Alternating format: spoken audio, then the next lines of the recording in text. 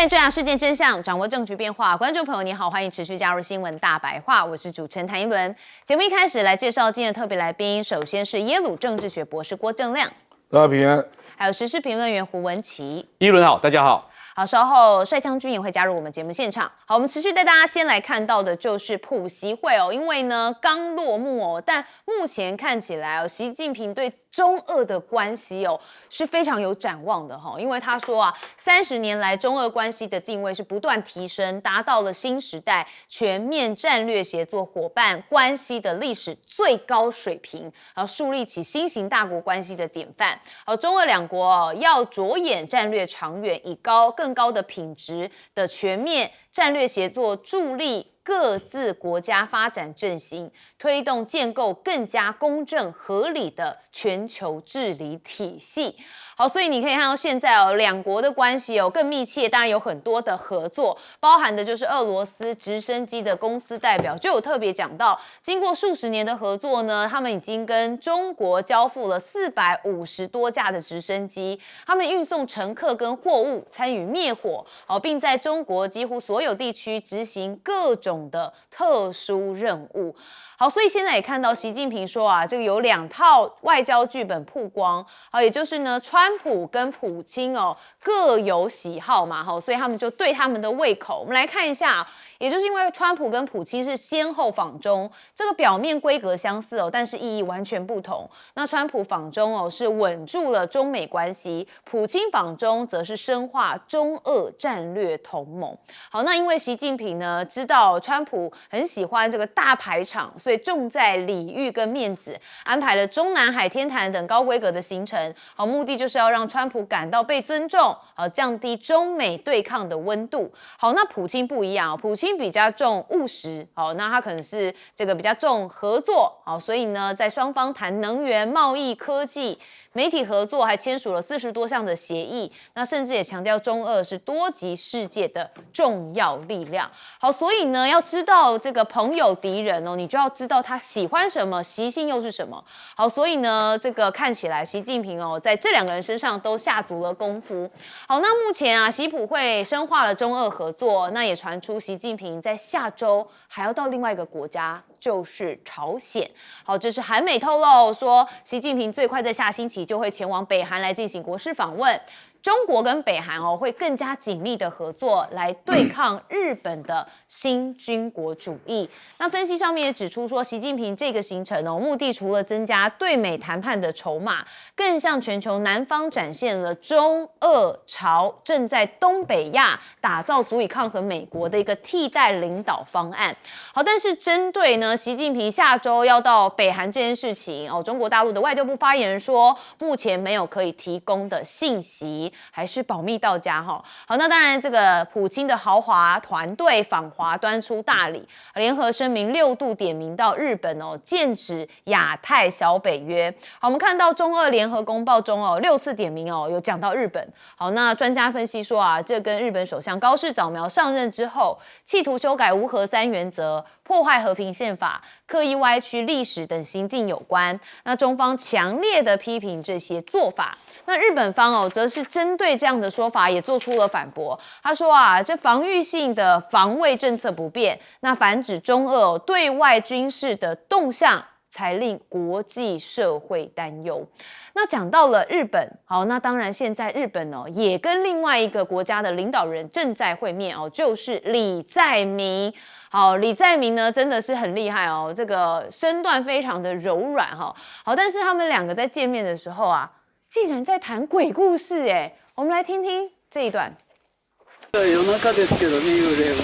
일본에서 야밤에 많이 그래요? 나옵니다. 私が住んでる総理公邸は幽霊が出るので有名なんです。昔首相がぶち殺された場所なんです。 쳤던 모리요시로 총리도 dec신 나왔다. 우리 총리는 보지는 못했죠. でもね、変な音が毎晩してたんですけれども、多分建物が。哇，2个人谈鬼故事，我也是到第一次听到，蛮有趣的哈。那真的就是大家都很喜欢谈论比较乡野奇谈哦。那当然，刚刚你也看到，确实高市早苗证实哦，每天晚上在官邸都会听到怪声音，但他也说可能是建筑物老旧啦哈，反正真的很有趣。好，那现在呢，日本防相卖萌跟美国大使同车来吃超商的美食，好，那就是小泉进次郎啦哈，他们吃了这个美食叫做 Fami Chiki， 就是呢某一个便利商店卖的炸鸡啦哈，很多网友啊，大家也都会去日本吃。他说双方充分的利用2个多小时的车程广泛交换意见。那至于午餐就吃全家超商的热食炸鸡排跟葛拉斯大使的午餐在车上行驶当中吃的着实有趣。那现在美国啊，则是有做一些部署，说是剑指大陆也是中央共同社所报道说，这个为6月到9月举行的美日联合训练，美军将在日本鹿儿岛的海上自卫队陆屋航空基地临时部署了提风中程飞弹发射系统以及海马式火箭系统。好，那中国的歼35隐形战斗机配备了4枚5马赫的 YJ-15飞弹。好，那当然现在呢，大家说如果全面的投入使用这个组合将会使得歼35从传统的舰载隐形战斗机转变成远程海上的打击平台，能够威胁包含像美国的航空母舰、打击群在内的高价值海军目标，同时也保持低可侦测性。好，所以就代表很威就对了啦。好，我们看到一开始讲到了普习会那当然落幕之后，现在看起来中俄两国的关系又更加紧密了。我们先问亮哥，中俄关系跟中美关系不能类比啦，要分开看是不是？人家是战略同盟，不知道已经见几次面了，而且发过多少联合声明，还有全球共同宣言，包括全球倡议，包括对日本的警告，这也不是第一次了。是，所以你看，他这次带了39个官员去大陆，签了42个协议，所以你就知道那个美国那个叫做迈向稳定的脆弱关系了。我说中美了，那差太远了啦。所以你看，没有一个协议啊，都要回去慢慢再去说大概要买多少数量，只有采购而已啊，哪有什么协议 ？AI 也没有谈啊，那是不是要增加留学生也没有谈啊，都没有。俄罗斯这个显然就是大家都早就对口准备好了，所以就在这个时间一次公布，这非常明显啊。表面上是那个睦邻条约25周年要续约了，表面上了42个协议，而且也不避讳我们正在军事合作，包括技术合作啊。我买俄罗斯的，俄罗斯也买我的，已经到这个程度了。所以我是觉得，我觉得习近平有两手棋同时在下了。美国嘛，俄罗斯嘛，那下礼拜是巴基斯坦，这个就要处理伊朗的，那接下来他要出访朝鲜嘛，对不对？北韩。我觉得给人家感觉是，因为现在全世界就2个国家被美国经济制裁嘛，一个就伊朗啊，一个就北韩啊。我感觉是中国大陆可能有意把这2个问题都解决掉。因为北韩也是美国制裁人家嘛，那美国也是该要处理这个问题了，因为北韩实际上就拥有核武了嘛。你现在在主张朝鲜半岛无核化有意义吗？据我了解，北韩可能手上核武超过20枚啊，那你这个还有意义吗？连中国大陆都要修正，中国大陆本来也是主张朝鲜半岛无核化，这已经没有意义了嘛？你要逼金正恩回到原点，现在就只有俄罗斯比较实际了，这就直接承认北韩啊，他有核武啊，所以而且我觉得川普他第一任的时候不是见过2次金正恩，我认为这一任金正恩也在等他了，金正恩也在等他了。所以金正恩前一阵子不是修宪，跟南韩搞得剑拔弩张。是，我认为他就是觉得自己快要跟美国谈判了，所以把姿态拉高啊。那美国如果不要求北韩把核武拿掉，那其实很多事情就好谈的啦。比如说你接受国际机构进来观测嘛，伊朗可能也会同意啊。所以我觉得他们在排的局是伊朗先走，伊朗现在看起来会成功，因为刚刚传出最新的消息，对双方对协议的几个矛盾点，现在逐渐有共识出来了。哦，有一些进展就对了。所以我认为伊朗应该就会在巴基斯坦访问完，大概就要进行最后的收网了。伊朗的部分了。对，所以看起来就是会有一些进展。那这个有进展之后，可能整个国际的变局，又会开始在变化哈。帅将军怎么看？当然，现在俄罗斯是川普是急的要找一个下台，一个台阶。那川普最强调的就是浓缩铀。那浓缩铀，伊朗可能会再退一步，是交给俄罗斯共管呢，还是交给全世界联合国共管？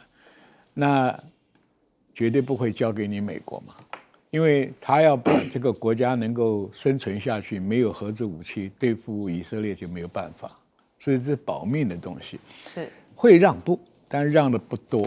那下面就是荷姆兹海峡的问题。对，海峡的问题其实，将军我们等一下会讲到伊朗，我们先讲的是中俄之间的关系。中俄这一次表现的刚好给美国一个很明显的一个打脸。美国来声势很浩大，但是我们看内容叫华而不实，因为中国就在逼他，你对台湾问题给我表态，其他的都是采购的意向书，就是说我打算要买，可能要买。那俄罗斯就为什么打脸呢？他带了42个合同，当着面在电视机面前签字交换。这个是实的，美国那个是虚的。为什么？美国的采购订单，只要你美国的军售不表态，这些订单都可能会抽掉，搞不好连9月都不去。所以这是美国也不可承受之重。为什么美国要派个副防长来被中国拒绝？你就直接表态，你不要再派人来跟我说三道四的。事实上，今天这个军购案已经不是实质的军购案，完全变成一个政治上互相较量的一个筹码。我们台湾老百姓真的关心，你说这140亿美金的东西，你买得到什么？尖端武器，美国库存都不够，稀土又被中国管到，那他自己补库存的时候，我们遥遥无期，不知道等哪一年呢？以前花了6000多亿的东西都没看到，那现在我担心的就是塞那些乌克兰都不要的无人机。美国做了很多，那个董事长已经来台湾了。是我们买这些东西怎么去保台？所以这个问题啊，军售的问题被成美国跟中国做一个指标。中国大陆已经很明显了，台湾问题它是用共管，你不要搞台独，对不对？那他就希望中国大陆不要搞武统，这就是G2两大国之间的一个政治上的一个妥协，但是执行上有问题，所以大家在拼命巩固自己实力。中国要把俄罗斯、朝鲜拉成在一块，俄罗斯跟朝鲜，你的困难我可以补助你，你缺的是工业产品，缺的是粮食，那俄罗斯供石油，朝鲜是一个很好的打手，没事就发个导弹到日本海。中国大陆也希望朝鲜、俄罗斯跟中国针对朝夕早苗你这个军国主义复兴的运动，我就给你压下去，这很明显的。所以俄罗斯跟中国的军事交流很频繁，互通有无。你中国的水面舰强，我俄罗斯的水下强，对不对？中国的需要石油，俄罗斯无限供应，就现在这个态势就结合得很紧密了嘛。对，所以我觉得现在有一种感觉就是反美联盟越来越强壮大，越强。因为过去呢，反美联盟大家就有啦，但是没有感觉到他们那个魁有起来，但现在这魁是起来的文基哥怎么看？我觉得每次在评论这个国际政治议题，我觉得就是有点难过了。看到这种大国政治，人家是怎么在做战略的规划，他山之石可以攻错，再看看我们自己。我觉得有时候很遗憾，但是你回过头来看，你说习近平有没有马上跟对川普翻脸？我觉得没有啦。我觉得你看到，不管是我觉得那下标很好，就是说习近平给足了川普的面子啊，到天坛啊，到中南海去散步啊，因为你就是这样的人。然后他对普丁，就刚刚我们讲的，他带了所谓超过内阁1半以上的阁员去哦，是谈很实质的东西。我觉得这种高下立判，可是对于今天我们看到的一切，我觉得你看到。当他是一个经济团，可是内阁谈的时候，他们谈的好像大家都在努力。可是我觉得有一个讯号，我不晓得大家有没有注意到，其实那就是不管是从川普的肢体动作，还是你看到一个新闻，记不记得他们美国的空军1号要飞回美国的时候，有一个画面，我不晓得大家有没有注意到，他不是说堆了成堆的这种中国大陆送的礼物，全部通通都不要。我觉得如果你不要没关系嘛，你就干嘛中国人的物件不好也没关系，你就放在饭店里面，你大喇喇的在公媒体拍说全部的东西丢，你是不是给中国大陆没面子？所以你认为习近平在内心深处，虽然是假新闻，对我在内心深处，我会对你是什么样的一个评估、一个判断，就说你到底是真的跟我做朋友，还是不是真心做朋友？回过头来看。你说目前所谓他们到底所谓的2朝中有没有要抱团取暖？我觉得也只是刚刚好啊。你看到的所有的一切，因为对于这些大国政治，只有永远的国家利益，没有永远的敌人跟朋友。可是你看到郭家坤在对比我们台湾的所谓吴钊燮，还有这个什么林佳龙，你有没有看到他非常的谨慎小心？我对于所谓有没有到朝鲜去看金正恩，他没有任何的评论哦。那为什么今天你说习近平以现在的国力的状况下，他要去所谓的北朝鲜去走一走？我坦白讲，就他来讲，大国政治，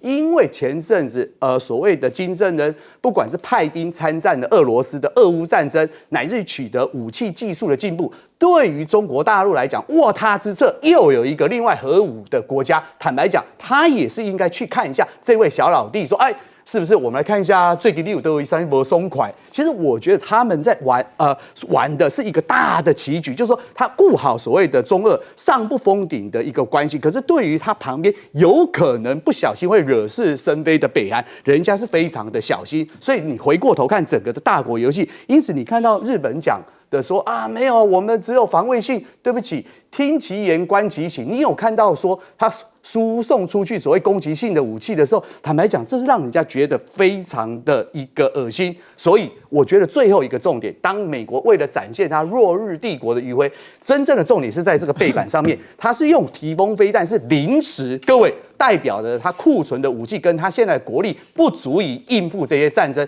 那个临时其实才是真正的魔鬼的关键。好，所以刚才听到3位来宾说的，就有发现为什么刻意在川普之后安排普京？这个营地是有玄机嘛？前期我们有讨论过，但是现在看起来，他就是要来做一个对比，谁跟谁的关系卡好。好，我们休息一下，马上回来。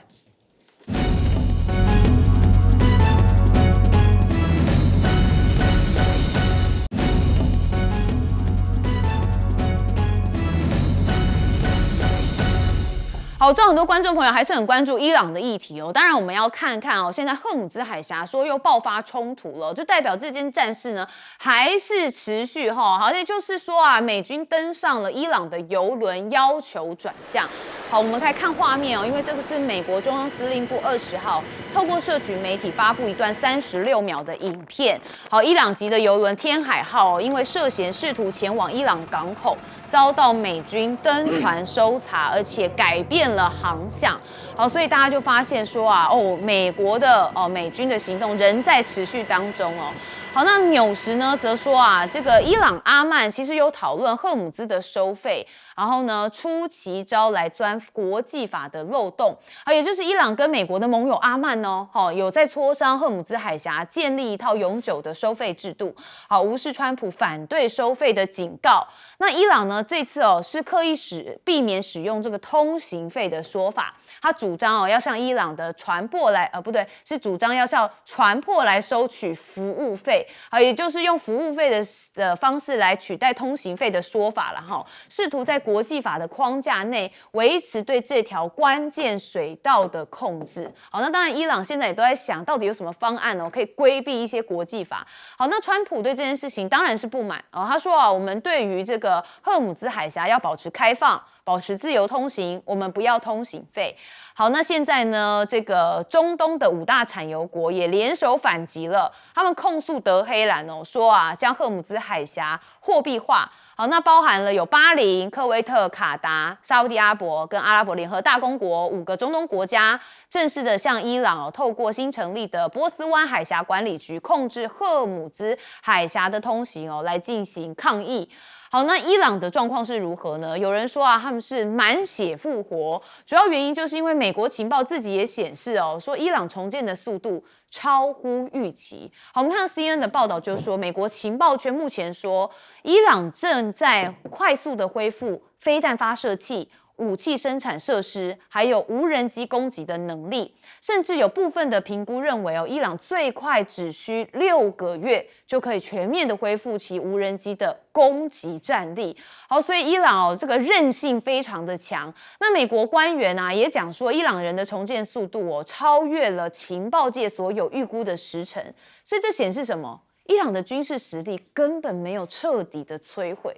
好，那大家还有想到吗？过去川普不是讲我们赢麻了还有这个川普都被我们摧毁了。好，连你们自己的情报圈都觉得一定是心里的 OS 说川普真的是被攻啦好，那美伊的协议说最终的草案已经敲定预计在数小时内要宣布。好，伊朗媒体引述了阿拉伯电视台21号的报道，在巴基斯坦居中斡旋之下，美伊已经完成最终的草案。好，官方公布最快可能会在数小时之内就会发布了。好，那真的是停火有谱吗？我们看到伊朗的外交部发言人就说确实有收到美方最新的和平提议，那正在审查当中。那这个提议呢，要求彻底结束所有的前线战争，包含黎巴嫩。好，那也要释放被冻结的伊朗资产，以及针对这个伊朗商业货轮的海盗行为伊朗这边的要求是如此。那目前就看这个数小时之内大概是什么会宣布，我们再跟大家来更新。那目前伊朗的谈判也说还是有一些罗生门的存在，恐怕整个猫腻点就会在这里好，因为呢，像是那个伊朗高层有说接近共识起草的协议，其实第一时间跳出来的是沙国媒体，他们驳斥了先前由伊朗媒体所发布的相关消息，还说这些报道内容是捏造的。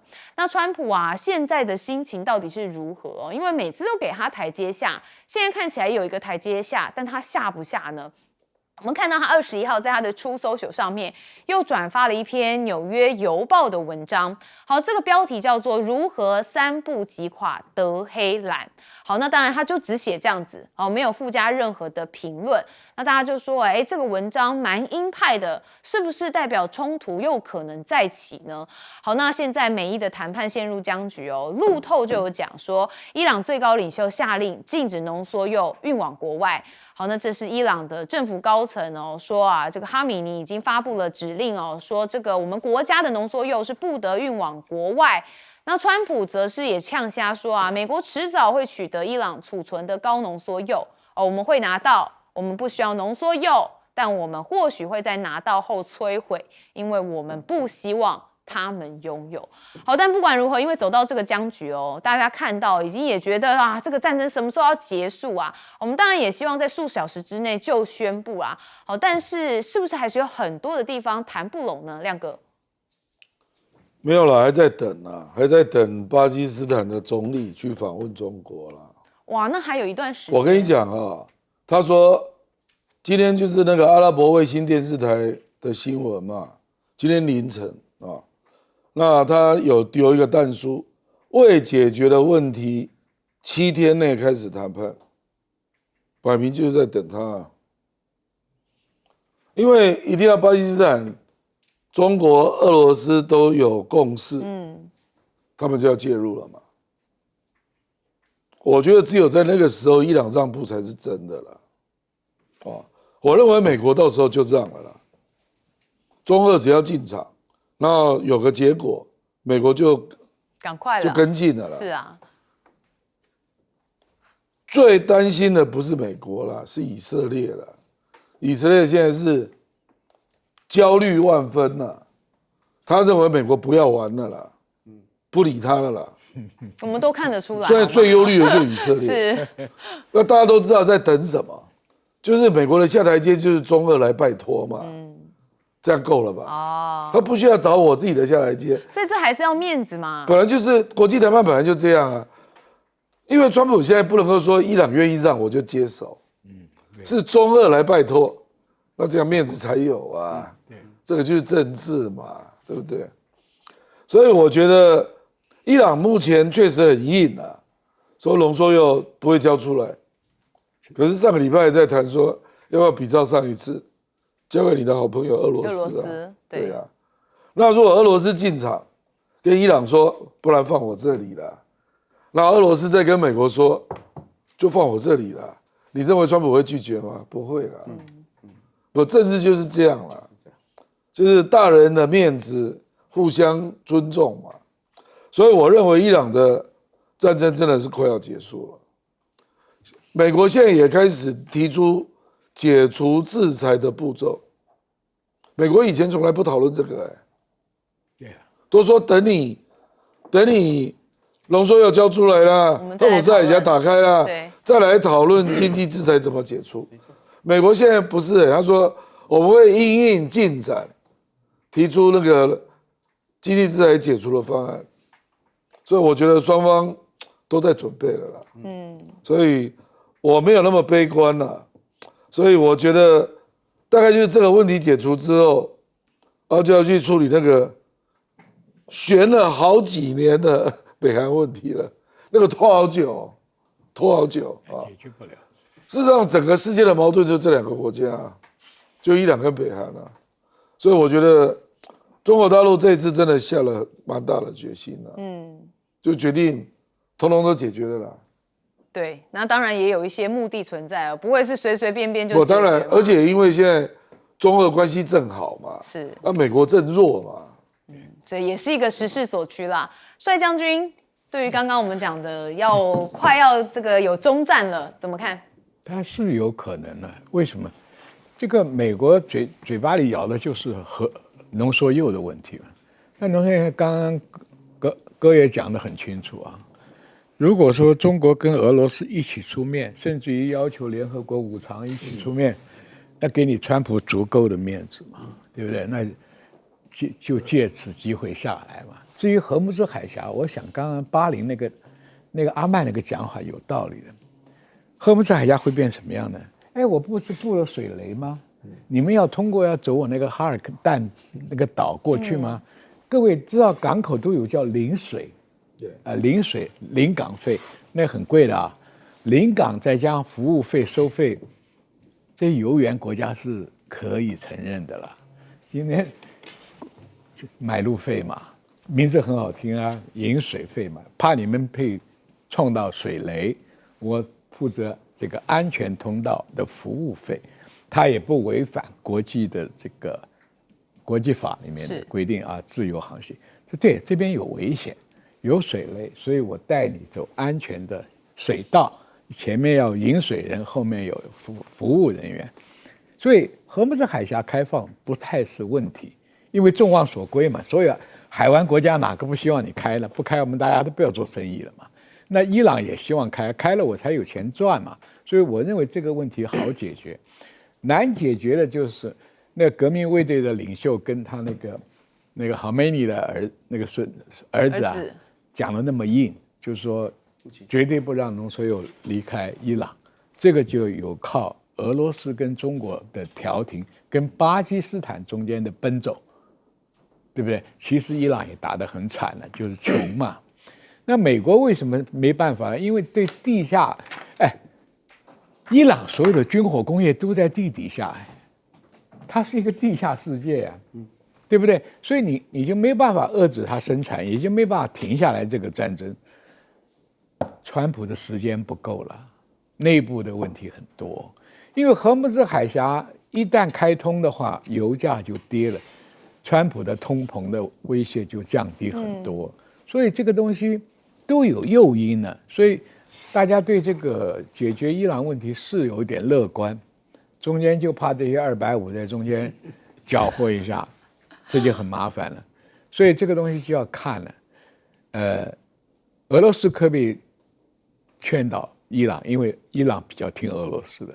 中国当然也可以加点力量，因为你要恢复无人机生产，所有无人机的零件你不从中国拿，你到哪里去拿？是，这量很大，所以这个问题就是说，每一个国家的领导人去衡量利跟弊的问题。讲老实话，打下去都没有好处。借势下台，这是最聪明的做法。对，确实没错。这个利跟弊大家都会衡量嘛。然后其实这个弊也延伸到我们有一些能源的危机，所以当然是希望赶快的终止这场战事。文琦哥怎么看？我是觉得确实他们可能可以达成协议的这个征兆已经慢慢出现，而且讯号越来越强。一来是你看到我说最近我觉得美国很聪明，包含你讲的，他现在基本上没有要派所谓的什么海军陆战队或是轰炸。不管是他的武器的库存是不是现在的代理部长高雄，当然我不讲他有没有绰号叫淡水了哈，就是他的状况不好。第二个，如果你看到第二个讯号，他的犬4号2栖攻击舰现在已经离开那里了，已经开始往马六甲海峡，所以这些都是我们可以看到两边其实都觉得撑不住了。事实上，似乎到达大家应该要好好谈的一个讯号。回过头你说这些美国的盟友是不是倒戈啊？因为坦白讲，对于这些所谓产油国家来讲，分成直接伤害跟间接伤害。对我来讲，我如果能够出油出去，我可能即便我付不管是服务费啦，这个保护费等等，可能我还有赚。所以美国也发现苗头越来越不对，这些盟友有可能确实会一一弃他而去。而且最新的讯息是，为了这一次的可能到底要不要继续打，当然我们看到昨天的新闻，纳坦雅胡当然也跟所谓的川普，哇，他们写的很艺术含量很高，讨论的非常的激烈。因为对美国川普来讲，当时候是因为你纳坦雅胡把我拖下去嘛，所以我觉得整个讯号确实都一直在往结束的方向前进。只是张将军有提到会不会有所谓的变数或250。那回过头来讲，我觉得如果今天我们看到美国情报单位又突然要告诉我们6个月，哇，他复活的速度很好，满血回归。那我们就要从这个讯号，你如果把时间序列排出来，代表美国川普在228发动的这一场战争的时候，他没有做好全部的准备嘛？不然你到底在干什么？你的底下的幕僚到底是都在做些什么？所以你看到他现在讲的非常的大声，可是对我来讲，那些都已经不是真正重要的部分。反而我觉得你看到现在不管是沙烏地阿拉伯的媒体啊，他们说伊朗是不是放假消息？因为这一来一回尔虞我诈之间，到底谁比较脆弱，谁比较希望停止这场战争？我觉得可以看下去。可是今天最有趣的一件事情，我觉得他说要3步攻击消灭伊朗。我说你谋啥保形态的喝你还3步？你不管是发动所谓的史诗之怒啊，什么轰炸之锤、纳尔兹那些轰炸，你都没办法屈服了这个所谓的伊朗这个神权政体，导致现在伊朗的政权，对不起佩泽西扬是所谓的伊朗的总统他的权力还要跟所谓的穆吉塔巴，还要跟这个哈米尼来讲话，你就要知道美国的战略判断绝对错误。对，所以呢，大家想说这个3步击垮德黑兰，川普又讲大话那也很多人也是看看求娘啦哈。好，我们休息一下，马上回来。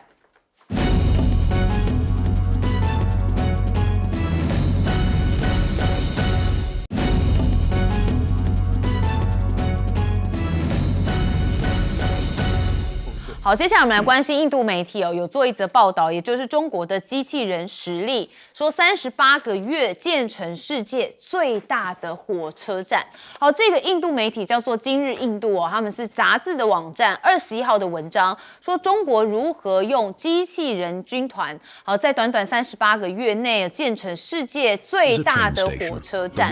好，所以我们带大家来看这是最近刚刚随同这个川普访华的企业家马斯克，他在社群平台台上面就转发了这一段关于重庆东站世界最大的火车站聚集大规模运营场景的画面。这确实就让大家说啊，这中国人的机器人实力还真的挺强的哈。好，那现在呢，跟盟友同行时，那就另当别说因为布林肯有特别讲到啊，美国1对1的竞争可能会输给中国。好，大家记得布林肯嘛？他是美国的前国务卿，然后他就说啊，在这一场博弈当中，他觉得他们可能会输。但当我们跟欧洲、日本、韩国、印度、澳洲、加拿大同行实动的时候，我们的全球 GDP 占比就会从25%左右要升到50%，甚至是60%。他说中国想要无视这一点，就要困难得多。好，我要抗议，这里头没有中华民国。好，那当然呢，全球南方的 GDP 全球占比若以购买力平价 PPP 来计算的话，大约是全球近半数，或是超过50%。好，那现在还是要回到了这个古巴的部分因为呢，古巴被说啊是美国下一个目标。那现在呢，前领导人遭华府起诉，那中俄也重申了支持的立场，也就是美国昨天啊宣布以谋杀罪来起诉古巴的前领导人劳尔卡斯楚。那中国的外交部在21号表明对古巴的支持，也呼吁美国停止挥舞司法大棒。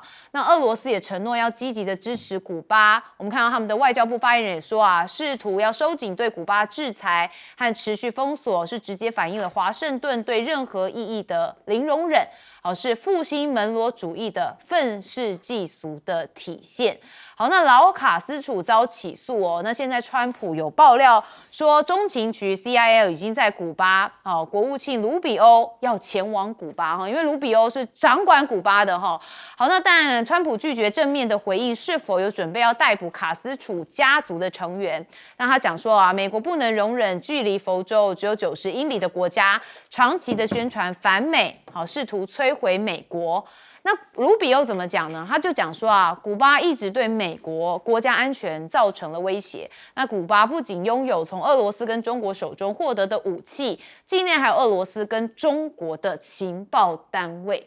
那现在川普呢也是强力的施压古巴，尤其是看到有一些动作因为美国航母的打击群已经到了门口了那包含的是尼米兹号、还有超级大黄蜂、咆哮者以及灰狗运输机组成的航空联队所以你可以看到画面上也曝光他们有这个连同这个驱逐舰，还有一些补给油轮都在加勒比海。那南方司令部跟一名美国官员说这是川普政府向古巴施压行动的一部分。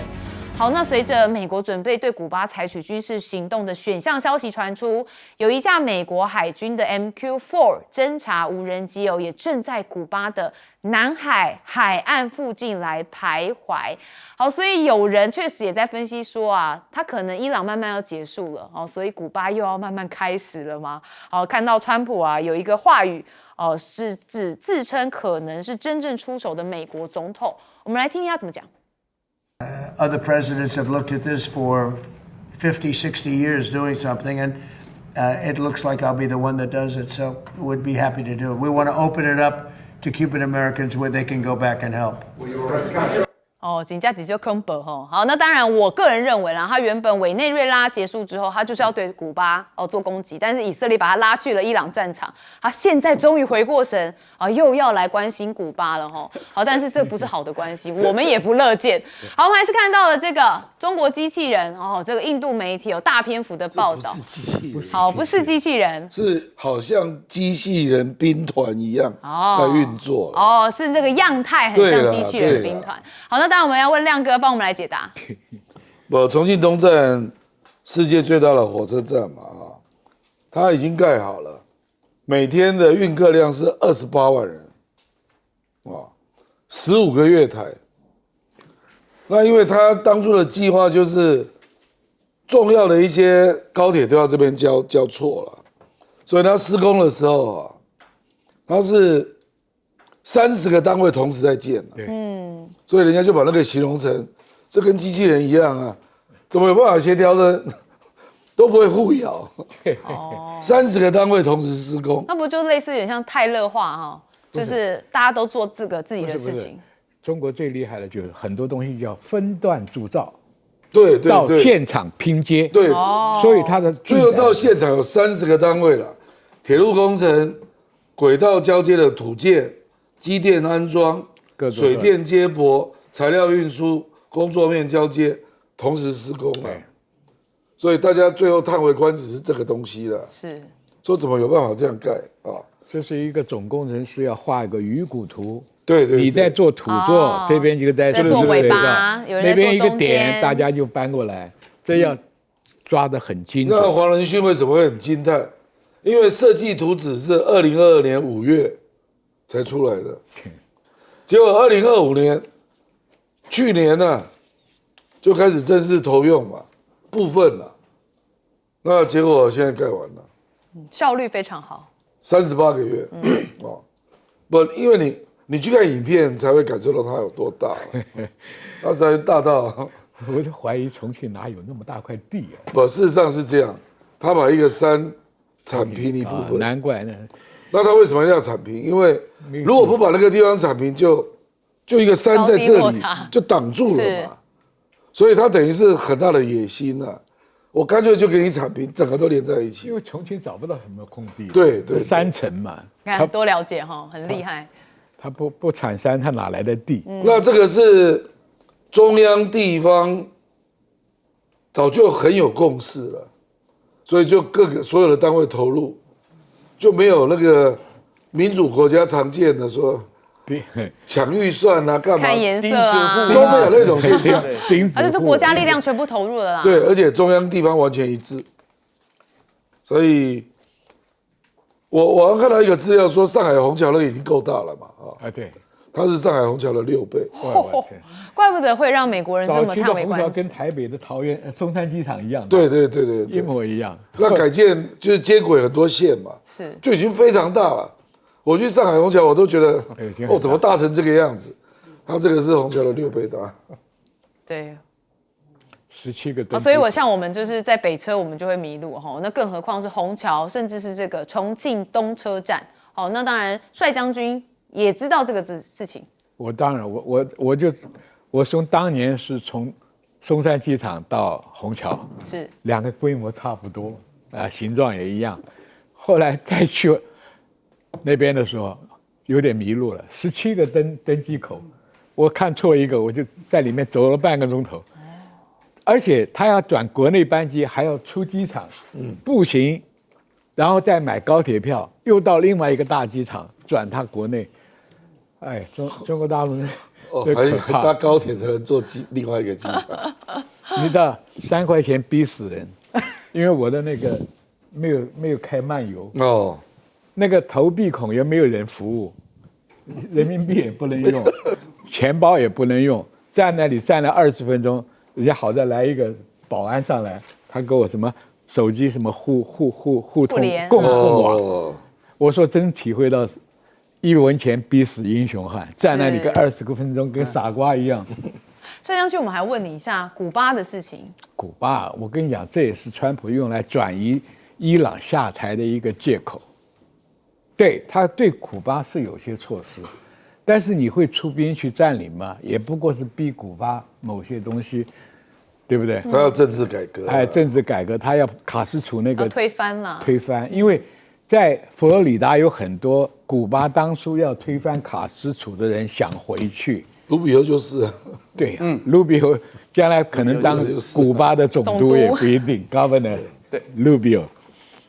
对，所以现在大家对于古巴的情势还是蛮好奇的啦。所以帅将军，你觉得目前来看哦，真的会成为下一个目标打击的吗？因为像伊朗这场战事，大家是认为已经消耗美国太多了哈。如果这时候再出兵古巴的话，恐怕又是另外一个危机啊。打古巴没那么困难了，问题是因为古巴有一票古巴人是反卡斯楚的。问题，古巴曾经是美国的后花园，度假都愿意往那边跑。它有它特殊的氛围，爵士乐、雪茄，这个古老的这个车子啊。是。所以，古巴我相信用不着是动兵了，真的，这个古巴的军事基础很薄弱的。那这样子，他的这些行动，我想他大概还是用政变的方式来做，就是有军力的支持下。当年就是甘乃迪功亏一篑，猪猡湾事件没有支持这些古巴人打赢那一仗，结果就害得很多古巴人流落在佛罗里达，而这些人站起来以后，又在骚扰，又在建议美国政府把古巴的政权改变。其实美国去占领古巴没什么好处，你还要负担这个地方的经济啊。他只是把你的政权改变，变成亲美的。川普的话听听就算了，还要格陵兰呢，还要对啊，他的战场全球都在开哦。所以他也把全世界得罪完了。是，而且他得罪最严重的就是说，全世界已经在2次大战完了70年里面，产业链已经大家发展成熟了，你的零件我在用，我的东西你在用，他把这个打破以后，谁不想恢复呢？要不然不会有这么多国家跑去跟中国那边去朝圣一样的去搞。因为中国是主张自由贸易的嘛，这个是很有利的一个号召世界各国来围堵川普的关税跟打这个东西。其实美国只要求开放自由选举，开放美国企业进去投资，对，古巴很快就会被美国力量控制。对，是很容易的。所以其实它的手段很多元，不一定要用到军事手段，其实就能瓦解古巴了哈。我们的专家见解是这样，文琦哥怎么看？我从这几个新闻来讲，我说看到所谓的重庆这个了，我只能说你看到举国体制，所以我们要学到人家的长板，我们来互相学习，然后这个东西包含他们的 K 签证，在抢所谓的 STEM 的人才。你看中国大陆怎么的用心，所以我对于他们的进步，我觉得我们要引以为借鉴。那我觉得目前看到所谓布林肯的这个，我觉得他可能是最近脑袋还唯一清楚的一个美国人。不过我很开心，川普听不下去。你记不记得他那时候是抱团小院高墙 AUKUS、QUAD 五眼联盟等等，他们是在打集体战。可是你看到川普不是，他是一个个人号。我给大家看一下宋文迪，我们来请导播 take 一下智库的大西洋理事会宋文迪的说法。他说，川普的特色就是把原本没问题的事变成问题。对他来说，不管是开辟新局或跨越难捉摸的红线，都是家常便话。对他来讲，你对于川普，你还有什么好期待的呢？问题制造者就套句你现在你说他去古巴，我觉得我很担心，是不是他现在待产的那个李维特，他去生产，记不记得李维特讲，川普总统总是喜欢找点乐子，所以他现在看上了所谓古巴。请问古巴有什么东西可以让他拿？我不要讲说1961年的猪猡湾事件，我套句郑丽文讲的，你怎么好意思？你怎么好意思？你美国现在有比所谓的不管民主、自由、人权跟黑白的问题，你有比别人好吗？所以我说，当我看到这种新闻的时候，我觉得你就知道，川普基本上在他的所谓的国家安全战略，在最后2026，他不是说我的战略内缩我现在慢慢的退缩，现在是他不晓得说为什么古巴会在我旁边。你看到一个非常有趣的数字。他如果觉得90英里他都很有感觉了，难怪我们的9500英里跟67英里的台湾，这答案不就出来了吗？你连90英里你都受不了了，你还跟我讲67英里？所以当我们现在看到他现在大量的部队出去啊，你看那个整个你的画面讲的，对不起，对于古巴的军力，大家维基百科一下，你不是大炮打小鸟。杀鸡用牛刀，坦白讲，你欺负了这个所谓的委内瑞拉，太过顺手，熊贵怕气啊！突然想，古巴也来一下，就是刚刚一轮你讲的，结果没想到被纳坦雅胡带到了这个跨点故意给我故意垮掉，就跑到了那边，就弄得现在自己不行，所以我觉得，我就说他有油啊。对，所以我说你今天看到川普所作所为，各位不用太过担心，基本上他随时都在变。重点是说，我们到底有没有真正的战略定性跟耐心？